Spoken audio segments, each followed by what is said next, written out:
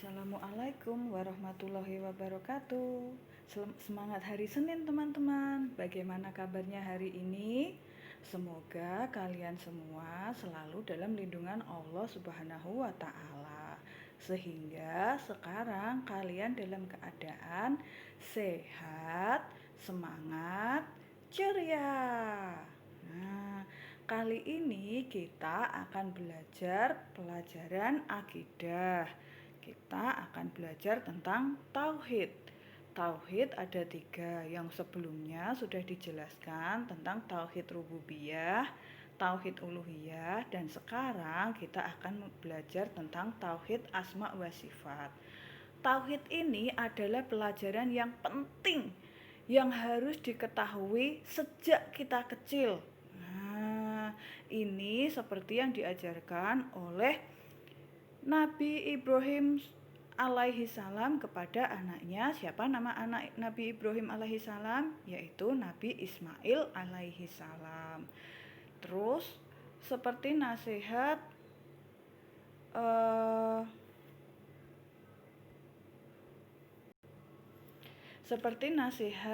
Luqman Al-Hakim kepada anaknya untuk memegang teguh tauhid kepada Allah hingga akhir hayatnya. Dan juga Allah sudah memfirmankan di dalam Al-Quran, yaitu harus beragama Islam hingga akhir hayat kita. Jadi apa sih agama Islam? Nah, ini kita belajar di sini.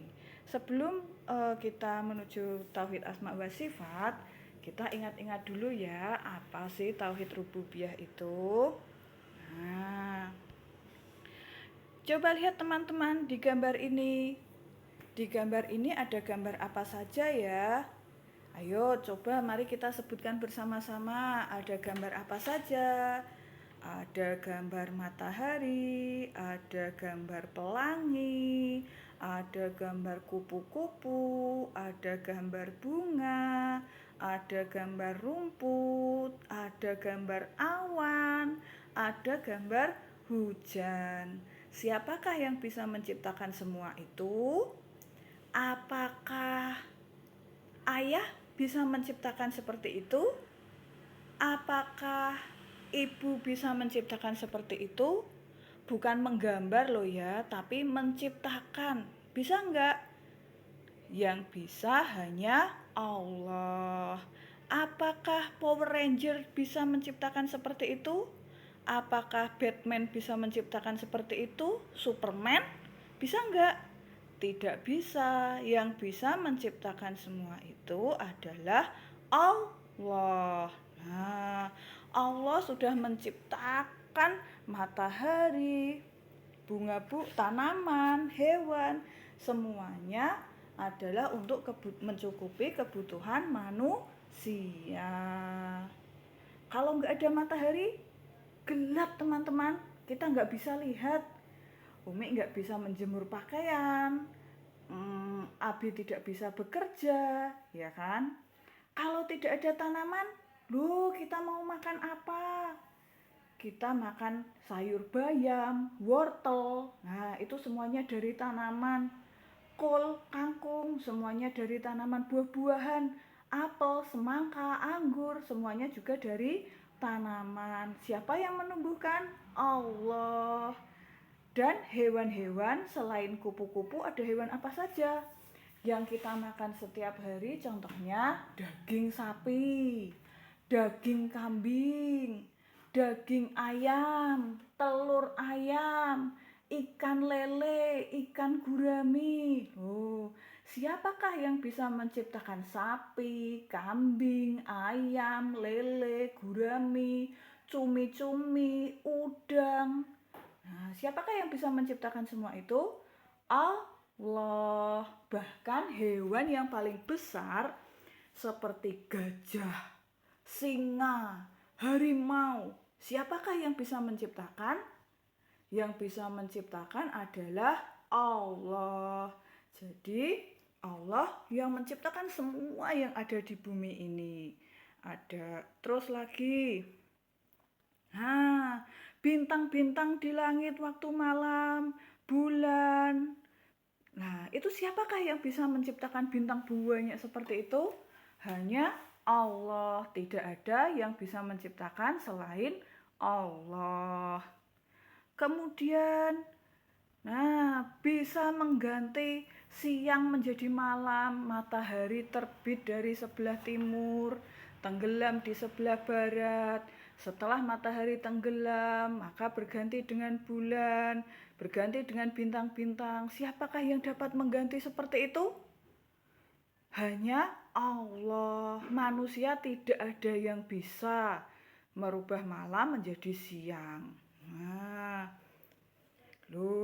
Menurunkan hujan. Siapa yang bisa menurunkan hujan?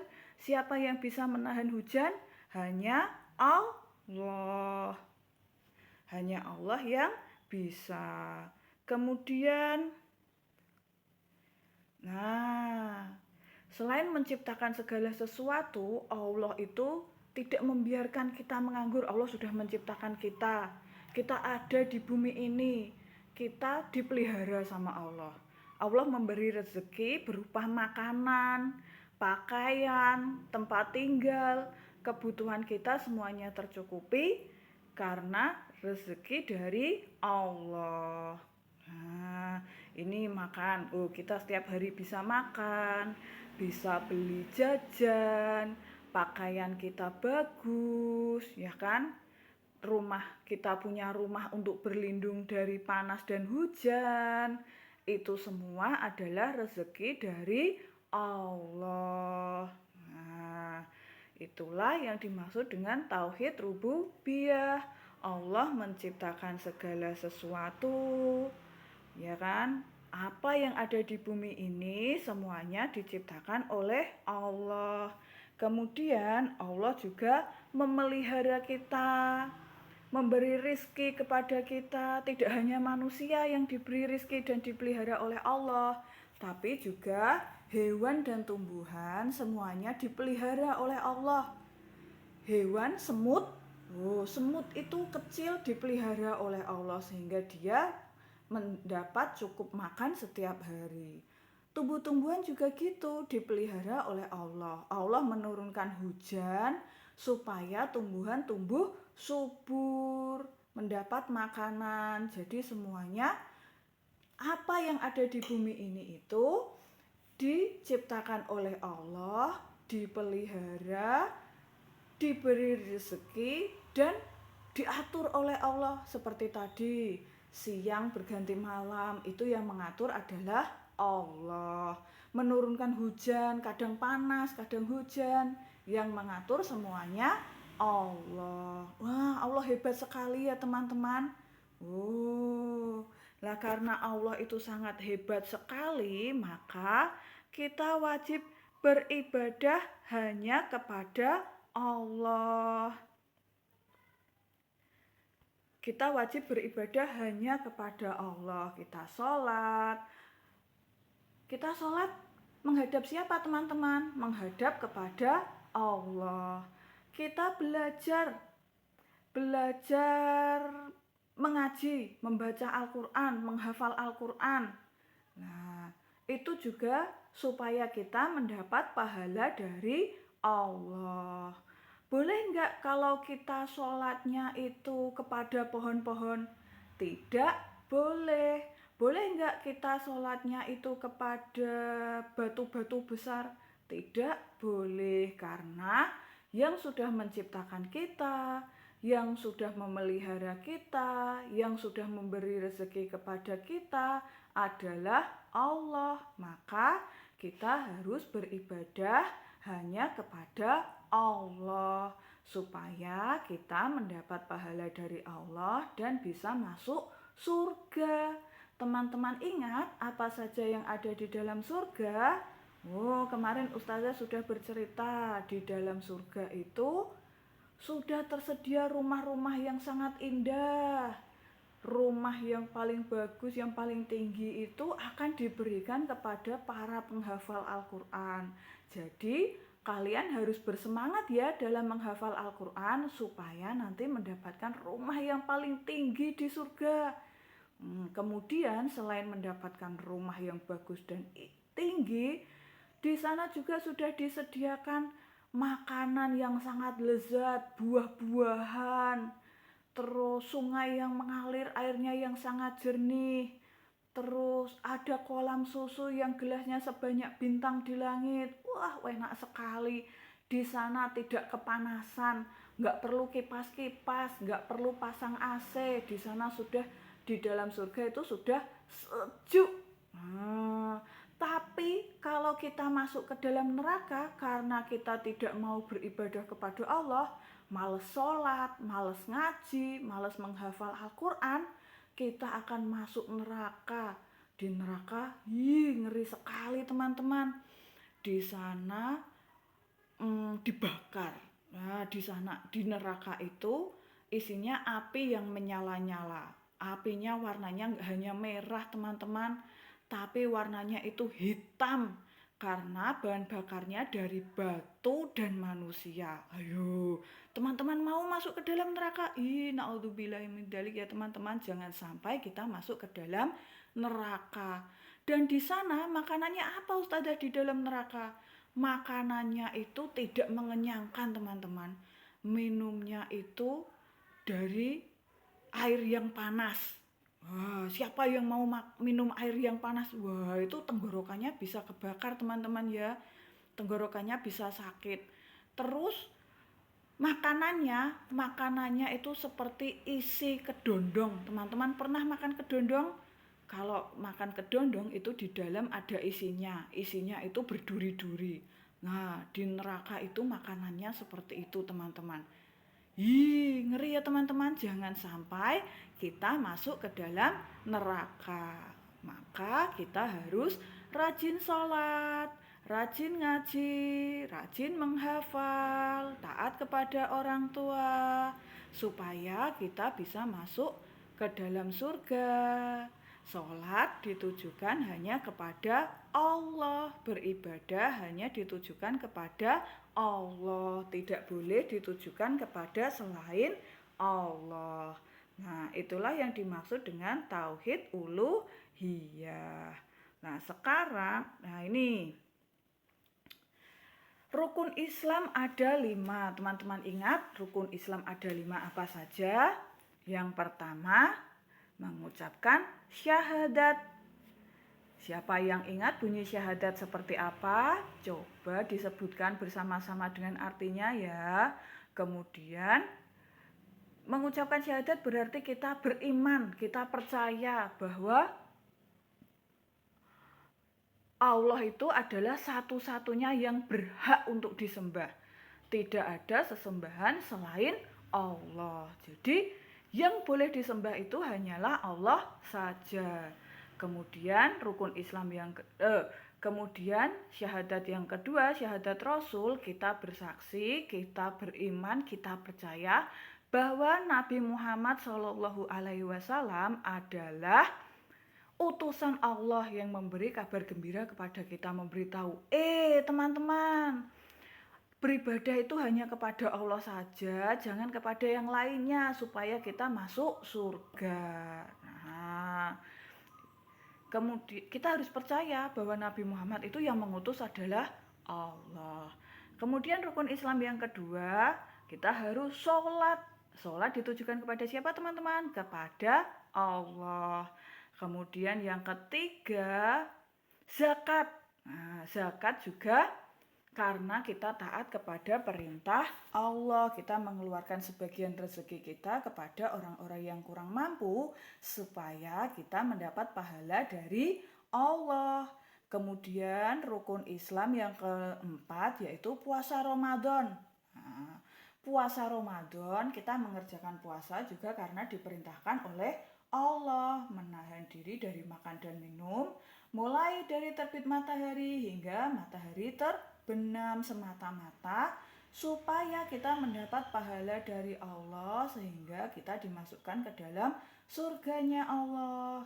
Kemudian naik haji ke Baitullah di Mekah juga semata-mata supaya kita mencari wajahnya Allah. Semua ibadah ini harus ditujukan hanya kepada Allah, Tidak boleh karena yang lainnya, tidak boleh ditujukan kepada manusia, pohon, batu.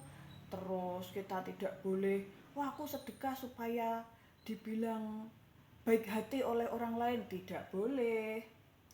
Terus kita berpuasa supaya karena selain Allah, tidak boleh. Jadi semua ibadah itu dikerjakan semata-mata supaya mendapat pahala dari Allah. Nah, kemudian Allah itu bagaimana sih? Allah itu yang berikutnya adalah tauhid asma wa sifat. Asma itu artinya nama, sifat itu berarti sifat Allah. Allah memiliki nama-nama yang sudah ditetapkan Allah atau yang Allah sudah Rasulullah sudah kabarkan kepada kita bahwa itu ditujukan hanya untuk Allah dan itu paling mulia. Nama dan sifat Allah itu paling mulia. Maksudnya bagaimana? Coba. Nah, kalau kita sakit, siapakah yang menyembuhkan? Yang menyembuhkan itu adalah Allah. Dokter, ketika kita sakit, kita memeriksakan diri kepada dokter. Dokter hanyalah perantara, teman-teman, tapi sesungguhnya yang menyembuhkan itu adalah Allah. Apakah ayah ibu kita bisa menyembuhkan? Tidak bisa. Yang menyembuhkan adalah Allah. Termasuk adanya virus corona ini, teman-teman. Adanya virus corona, siapa yang bisa menghilangkan virus corona? Allah. Makanya kita harus berdoa kepada Allah supaya virus corona ini segera hilang sehingga kita bisa bertemu lagi di sekolah ya teman-teman, bermain bersama di sekolah. Makanya kalian kalau setelah selesai sholat jangan lupa berdoa ya supaya virus coronanya ini segera hilang. Nah, kemudian Allah yang maha menyembuhkan ketika kita sakit. Nah, tapi bagaimanakah bentuknya Allah? Bentuknya Allah itu kita nggak tahu. Kita nggak boleh menanyakan bentuknya Allah. Di Al-Quran disebutkan bahwa Allah itu memiliki tangan. Apakah tangannya Allah itu sama seperti tangan manusia? Tidak boleh menyamakan sifat Allah dengan sifat makhluknya. Misalnya ini ada gambar tukang kayu. Nah, tukang kayu membuat kursi. Apakah tukang kayu bentuknya sama dengan kursi? Enggak sama. Begitu juga dengan Allah. Allah sudah menciptakan manusia, belum tentu wujudnya Allah itu sama dengan wujud manusia. Allah juga menciptakan hewan. Nah, apakah Allah itu sama bentuknya dengan hewan-hewan? Tidak boleh menyamakan. Allah juga menciptakan berbagai macam tanaman. Apakah Allah itu bentuknya sama dengan tanaman? Tidak boleh menyamakan. Kemudian contoh berikutnya, tukang jahit. Tukang jahit membuat apa teman-teman? Membuat pakaian. Apakah tukang jahit itu bentuknya sama seperti baju? Sama seperti celana? Tidak sama. Begitu juga Allah. Tidak sama dengan ciptaannya. Contoh yang berikutnya. Nah, ini ada arsitek insinyur membuat rumah. Apakah arsitek dengan rumah bentuknya sama? Tidak sama. Oleh karena itu, kita juga tidak boleh menyamakan sifat Allah dengan ciptaannya. Yang berikutnya lagi. Nah, koki bikin roti. Apakah bentuknya roti sama dengan koki? Tidak sama. Oleh karena itu, kita tidak boleh menyamakan sifat Allah dengan ciptaannya. Nah, kemudian, apakah superhero ini lebih hebat dari Allah? Lebih hebat mana? Superhero yang ada di sini dengan Allah lebih hebat mana, teman-teman? Jelas lebih hebat Allah. Superhero ini adalah manusia. Sedangkan manusia itu ciptaannya siapa? Ciptaannya Allah. Jadi Allah itu yang paling hebat yang paling mulia, yang paling kuat, yang paling besar. Semuanya yang ada di dalam Asmaul Husna itu semua nama-nama Allah yang paling mulia. Tidak ada yang sama di dunia ini. Nah, coba lihat. Nah, Allah ini ada gambar apa? Ini ada gambar bumi, ada satelit, ada bintang, ada bulan, ada matahari, ada awan. Allah bisa menegakkan awan-awan langit-langit itu enggak ambruk. Superhero enggak bisa. Allah bisa membuat gunung yang besar sehingga gunung nanti meletus, menghanguskan segala macam yang dilewati oleh laharnya. Itu siapa yang bisa membuat seperti itu? Allah. Allah bisa mengalirkan air ke sungai, ke laut.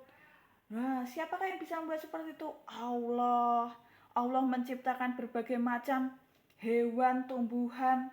Nah, tidak ada yang bisa di dunia ini selain Allah. Jadi, Allah itu sangat hebat sekali, teman-teman. Masya Allah. Jadi, kita harus berlindung kepada Allah, memuji Allah, meminta pertolongan hanya kepada Allah, tidak boleh kepada selain Allah, karena yang maha bisa segala sesuatu hanyalah Allah. Sehingga kita harus sholat, berdoa, semuanya ditujukan kepada Allah. Nah, jika kita berdoa, Allah itu meskipun kita cuma bisik-bisik di dalam hati, ngomong pelan-pelan, tapi Allah itu maha mendengar, teman-teman. Maha mendengar apapun yang kita ucapkan, apapun yang ada di dalam hati kita, apa yang kita pikirkan di dalam otak kita, Allah itu maha mengetahui. Nah, contohnya ini. Ada hewan-hewan yang ada di dalam tanah, ada ikan-ikan di dalam laut. Allah yang memelihara semua. Kalau kita menyelam di dalam laut, Allah mengetahui kita ada di mana. Ketika kita masuk ke dalam gua di dalam tanah, Allah juga mengetahui. Jadi Allah itu maha mengetahui segala sesuatu yang ada di bumi ini. Bumi ini besar, tapi Allah itu tahu terus, teman-teman. Nah, jadi tidak ada yang lebih hebat selain Allah. Oleh karena itu diingat-ingat ya, teman-teman. Allah itu yang paling hebat. Tidak ada yang sama, yang serupa dengan Allah. Dan kita juga tidak boleh menyamakan Allah dengan selainnya. Karena Allah begitu hebat, begitu berkuasa, begitu besar, maka kita harus menyembah, beribadah, berdoa hanya kepada Allah saja, tidak boleh kepada yang lainnya. Kita sakit minta tolong kepada pohon, bisa nggak pohon menyembuhkan? Nggak bisa. Kita sakit minta tolong kepada batu yang besar, bisa nggak batu menyembuhkan? Nggak bisa. Oleh karena itu, kita harus meminta pertolongan hanya kepada Allah. Nah, semoga bisa dipahami ya, teman-teman, penjelasan dari Ustadzah. Semoga Allah memberkahi kalian semua, membimbing kita semua supaya kita bisa masuk surga bersama-sama ya, teman-teman. Semangat terus belajarnya. Barakallahu fiik. Wassalamualaikum warahmatullahi wabarakatuh.